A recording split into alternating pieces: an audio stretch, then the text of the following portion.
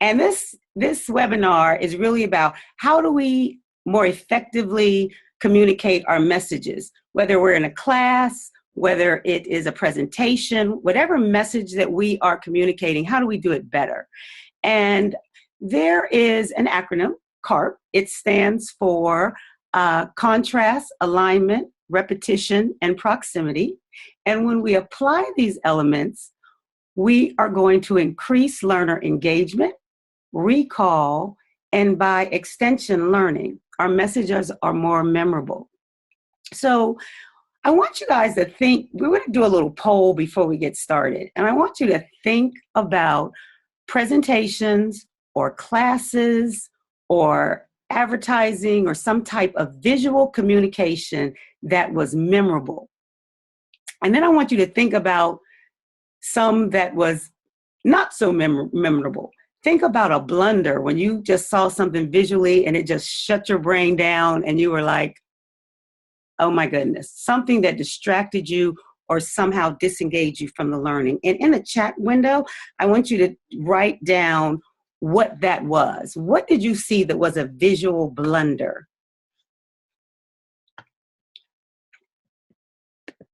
So let me pull up the chat so I can see what you guys are writing.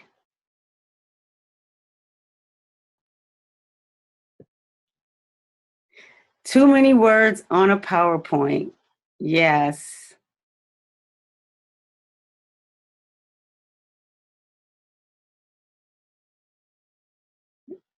Yeah. Well, that's a big one. That's a common one for sure. So when we think about that, why we put so many words on a PowerPoint, or why we have colors that are distracting, or the message and the PowerPoint were not in sync. I've seen that. You see a picture and then you see some words and the picture doesn't have anything to do with the words. And you're like, okay, what is that? So this is why C.A.R.P is so important. The research, there's a book out there by John Medina, and it's called Brain Rules. And he really talks about how vision trumps all of our senses. What we see, and in some cases, what we don't see, sends a message to our brain. And pretty much we say, okay, is what we're going to see, is it going to hurt me or is it going to harm me? Is it new or is it different? And it almost goes back to when we were on the Serengeti, when we were hunters and gatherers, and we needed to be aware of what was going on. So like, is that tiger over there going to hurt me or harm me? I better run. And so we still have that old brain. And so when we see something, that old brain assesses, is it going to hurt? Is it going to harm? Is it new or is it different? And if none of those are present, the old brain kind of goes to sleep. So this is not what we want in learning. We want attention. We want engagement. We want interest, curiosity. We want to establish an environment ripe for learning, not sleeping. So vision is by far our most dominant sense, and it takes up half of our brain's resources. So our brain sees everything in pictures. And this is very interesting. When I was studying John Medina's work, he showed how even when we see letters, that our brain processes words as tiny pictures. And then it processes those pictures back into words that we have learned to apply meaning to. So I want you to think about that process for a minute. So we've all heard a picture is worth 1,000 words. So how do we really shift from communicating primarily with words, which is what we've been trained to communicate with, to using more visually stimulating content to reinforce and engage learners? So C.A.R.P is all about the visual. It's how we present the information and the rules that make that information memorable. So let's take a look at the 4 principles. So in C.A.R.P, the first principle is contrast. And basically, contrast merely means difference. We're looking for a difference. So how many times have you seen a presentation with a list of bullet points with little or no differentiation? Again, the old brain goes to sleep. I don't see anything different here. So we use contrast to create interest and to aid organization of the content. The next one is alignment. And in alignment, it just means that nothing is placed arbitrarily on the page. Have you ever seen a picture or a presentation or a slide that things are crooked or out of line? What do you think when you see that? It sends a message. It sends a message that's unprofessional for one thing, and it's distracting. The third principle, which is repetition, tells us to repeat certain elements throughout our document to achieve a unified look. And it unifies the presentation as you go through it. And then the last one is proximity. And in proximity, it's about moving things closer together or further apart to achieve a more organized look. So on this slide, I chose to move proximity off to the side because proximity is about where it's placed. So we've already identified some of the things that we don't like when you see too many words on a page or too many distracting colors. I want you to think about how you've seen any of these principles applied, and use your chat window and tell us what you have seen on a visual that was memorable, that drew your attention. What C.A.R.P principle have you seen applied?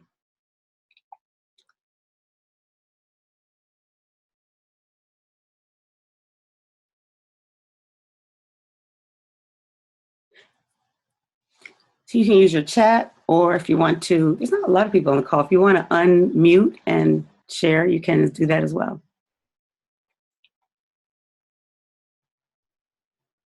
Where have you seen this done well?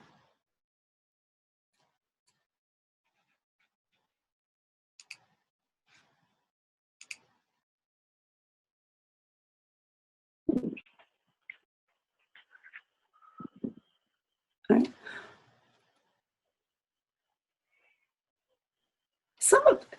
Some of the content that we see in marketing, I think marketers have kind of figured this out on how they use color and contrast and proximity. Linda wrote, when a PowerPoint uses animations and transitions of slides, what the person is talking about, and that's also good. Prezi is becoming very very well used in education and industry because there's movement. So again, it draws our attention, it stimulates our brain. Someone using photos in a slide presentation that match what the person is talking about. That's a big one, Anne. It needs to match. So yeah, great. So let's take a look at this next slide. I want you guys to tell me what is this, and what do you notice about this?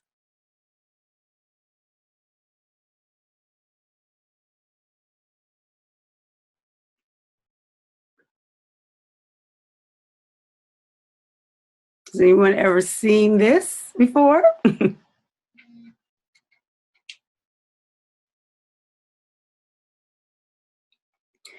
PowerPoint, yes, PowerPoint intro to page. And what is it prompting us to do?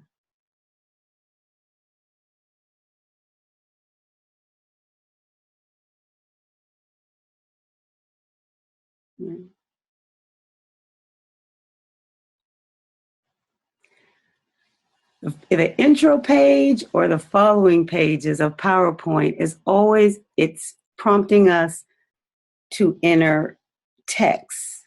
It's a cue. Get ready for the presentation. Yeah, Linda, it's a cue. And it's a cue to enter text. It doesn't say enter a graphic, enter a picture. It prompts us for text. So there's no wonder that a typical PowerPoint actually has about 40 words per slide. There's actually a study, I mean, like 40 words per slide. So if I wanted to add visual interest to this, as the designer, there are certain steps. It's not like easy where you can start typing text. I can't start entering a picture. I have to go out, I have to select image, I have to do some things. So it's almost like we're funneled to add text and not so much pictures, graphics, using color, contrast, alignment. Now, yes, we can start out with a template, but a lot of times we start out with this blank page, and as a result, we see a lot of presentations that look like this. In business, in industry, this is what we see, right? So when you see a slide like this, what do you think if you're in a class or you're in a meeting?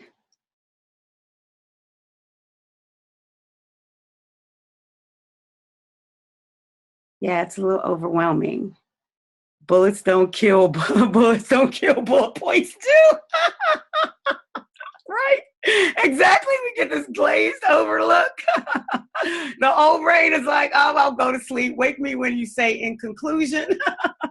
So yes, the slide lacks any design priority. There's no contrast, there's no alignment, no proximity, and there's nothing to grab our attention.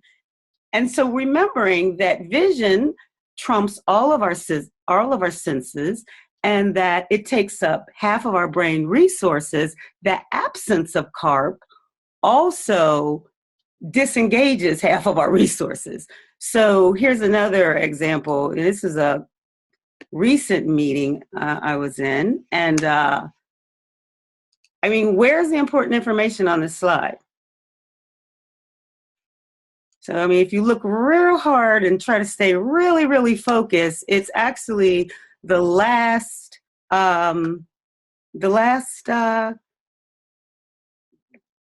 sentence. Net new revenue is really the most important information on the slide, or in this case, the lack thereof. But so C.A.R.P is important. Our ability to incorporate C.A.R.P is important. And marketers have pretty much figured this out a long time ago.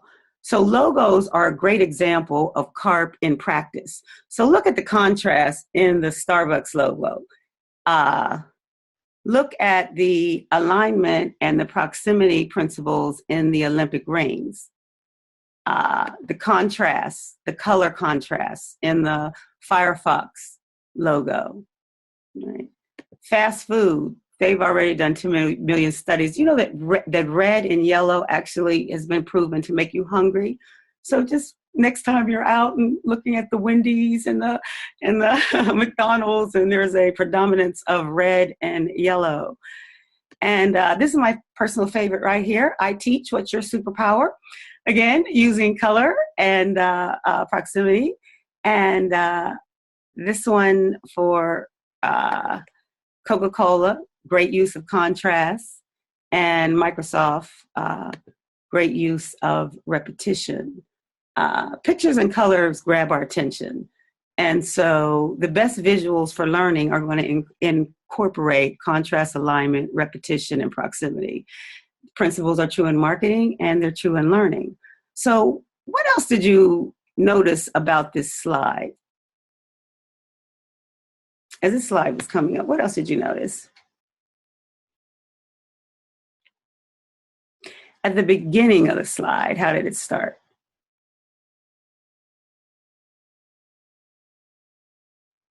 Yeah, it was blank. It wasn't overwhelming. Good. It was a build, right? Because we also found out through brain research that the mind really can take in about 4 images at a time. So when you have more like this, the build helps us to really process the information a little at a time. So it's another great tip. If you do have a lot of information, to not put it all out there at the same time. All right, so let's look at this logo. All right, so what do you think about this logo? What's going on here?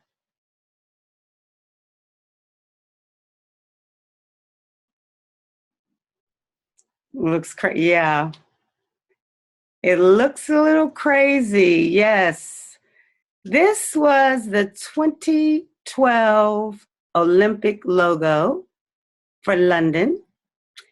And when it was unveiled, it was a dismal failure because of some of the things that you've listed. Too much going on, there's no flow. Uh, Yeah, you just saw Alicia, at least you saw 2012. I looked at this logo. I don't know how, I never saw 2012. I was like, oh, it does say 2012. So yeah, some claim this, there was a lot of talk about this. When this came out, some people claimed that it looked like some sort of comical sex act between the Simpsons. Apparently, one of these figures here looks like Lisa Simpson. I don't watch the Simpsons, so I don't know which one it is. But some people were outraged. They said it looked like a swastika, and some are, on the flip side of that, Iran said we're boycotting it because it spells out Zion. So regardless to the wide range of opinions about this logo, they really missed the boat because the learner has to figure out, what am I looking at? So I don't want my learners engaged in trying to figure out what I'm looking at.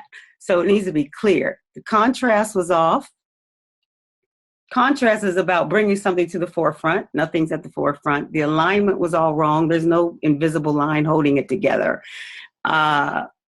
The proximity, as you said, someone said, it just looks crazy. So C.A.R.P is not about using color or contrast or alignment or repetition arbitrarily. So that was there. So let's look at this slide and let's revisit our 4 principles. Contrast, it just means difference. Again, our brains are wired to notice difference. And you can contrast easily. This is what's so great about it. You know, we can use space to contrast. We can fill the space. We can empty the space. We can use color. We can use darks. We can use light. It's important that there's a focal point. What's the focal point on this slide?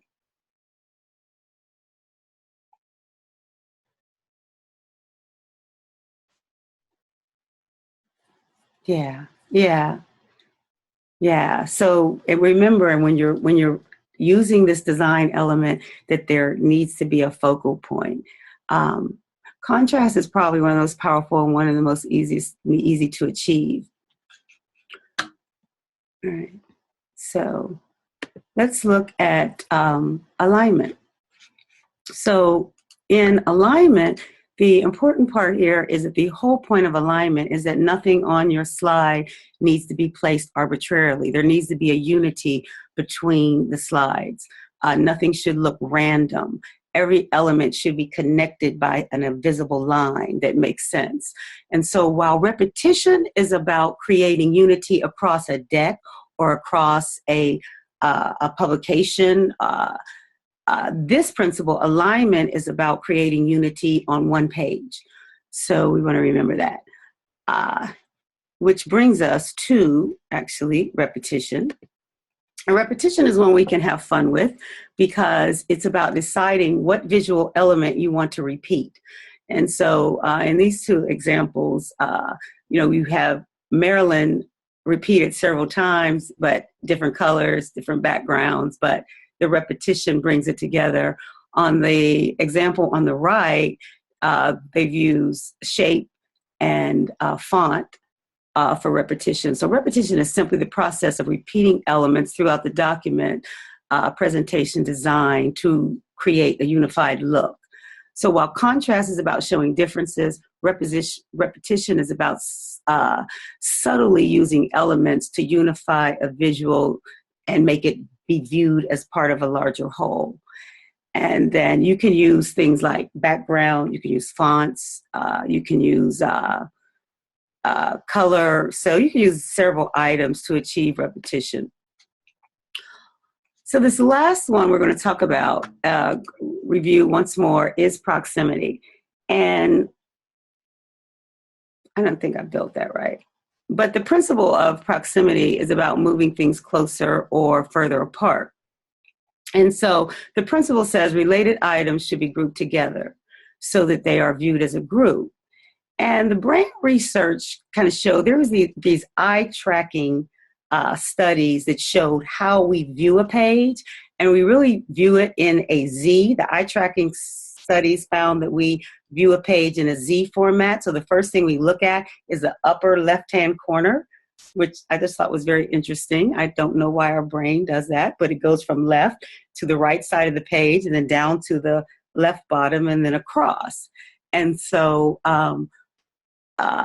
where we're placing things when we think about proximity, one of the things I try to think about is what do I want in that upper left-hand corner, because that's where the eye just normally goes. When we look at a page, learners should not be tasked with trying to figure out, which caption goes with which line or which subtitle goes with which text. We don't want to take away from the learner from making people think about the wrong stuff. So again, that's the last one. That is proximity. So contrast, alignment, repetition, and proximity are our 4 principles that stimulate vision, which engages learners. And now it's your turn to take a look at a couple slides and a couple logos. And I want you to, I'm going to undo your annotation tool at the top of your screen. There is if you hover up there, you'll see an annotate tool. And with the annotate tool, I want you to put a check mark or a circle or whatever annotation you want to choose the best use of C.A.R.P on these different images. And in your chat, I'd like you to write down why you chose what you chose.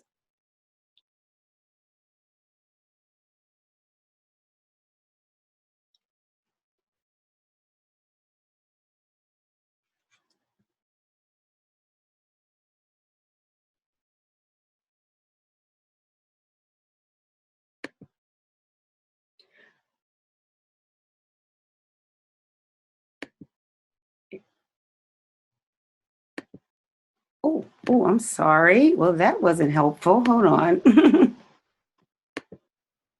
There we go. Slideshow. Okay. Sorry about that. All right. Under the annotate tool, there's a draw, and you can choose a circle or a square or anything. It won't let you select. Okay. You can type.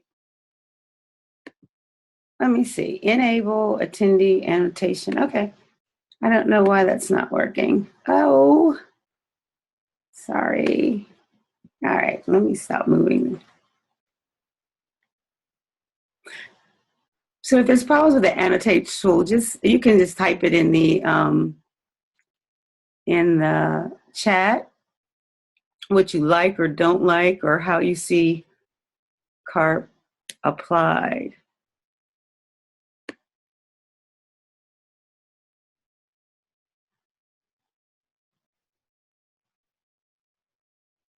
And this is the chalk in the bottom picture. Yeah.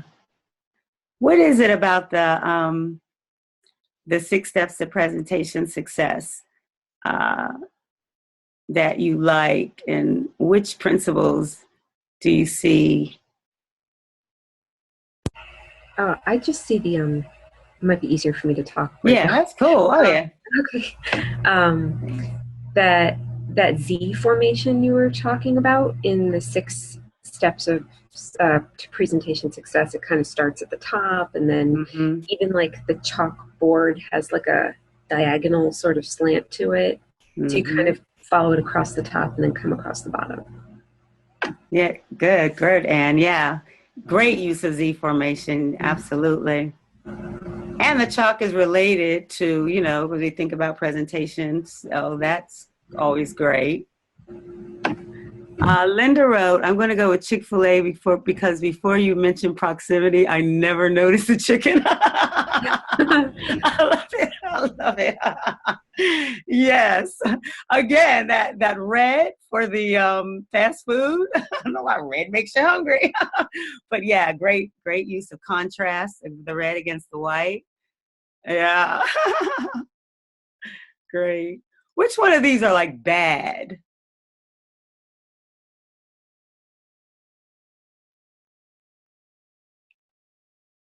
The pink font on the bottom, yeah. No contrast. You're right. The fonts on that last one is the gray, and none of that works. Absolutely. And too much on, yeah, yeah, yeah. What about that? What about the one up there that says questions? What's going on up there?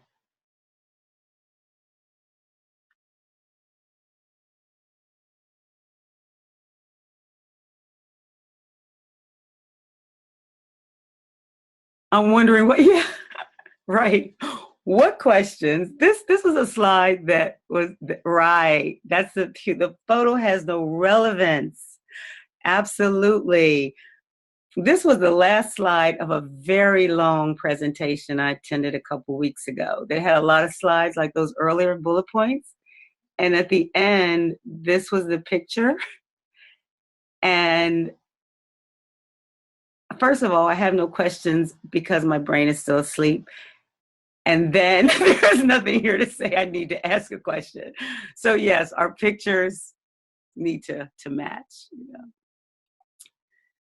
This one over here on the lungs was a slide from an anatomy to e-learning program, and it's really quite good because there was text, but the student was able to click on the different parts of the anatomy, and it correlated very well. So I mean, you can have a lot of information as long as it's presented in a way that is engaging.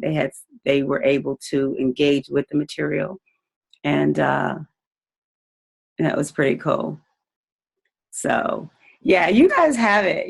Guys have it. I tell you, if you engage and use C.A.R.P in your learning modules, in your messages, your industry marketing, you're definitely going to increase recall and learner engagement. And 4 rules to really make our learning rock. So, any questions or comments before we wind this up? Well, I just want to say, Alicia, I liked all the like the brain study facts that you put into your presentation. I think that was really cool. Thank you. Thank you. Well, I appreciate you all joining me. And until next time, we're going to use C.A.R.P, or as my friend Nelson says, C.R.A.P. Use C.R.A.P, or your presentations are crap. But anyway, all right, guys, have a good rest of your evening. Thank you so much. Alicia, we'll see you. All right, bye-bye.